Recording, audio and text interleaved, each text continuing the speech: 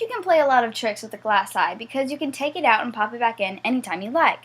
You can bet your life Mrs. Twit knew all the tricks. One morning, she took out her glass eye and dropped it into Mr. Twit's mug of beer when he wasn't looking. Mr. Twit sat there, drinking the beer slowly. The froth made a white ring on the hairs around his mouth. He wiped the white froth on his sleeve and wiped his sleeves on his trousers. "You're plotting something," Mrs. Twit said, keeping her back turned so he wouldn't see that she had taken out her glass eye. "Whenever you go all quiet like that, I know very well you're plotting something." Mrs. Twit was right. Mr. Twit was plotting away like mad. He was trying to think of a really nasty trick he could play on his wife that day. "You'd better be careful," Mrs. Twit said, "because when I see you start plotting something, I watch you like a wombat." "Oh, do shut up, you old hag," Mr. Twit said.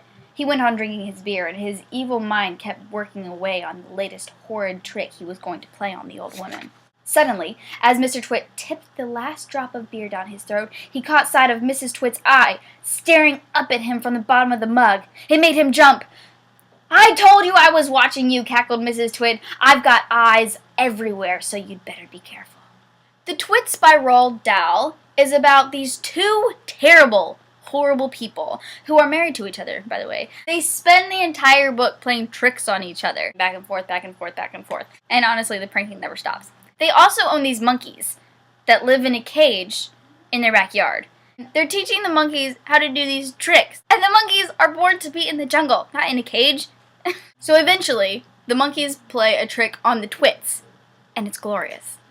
This is a silly, sometimes gross book that kids will actually really love, but it's also just fun to read. It's especially fun to read out loud, as I demonstrated. So if you're looking for something to read out loud in the classroom, or if you're looking to hand a book over to let them read for themselves, this is a good one.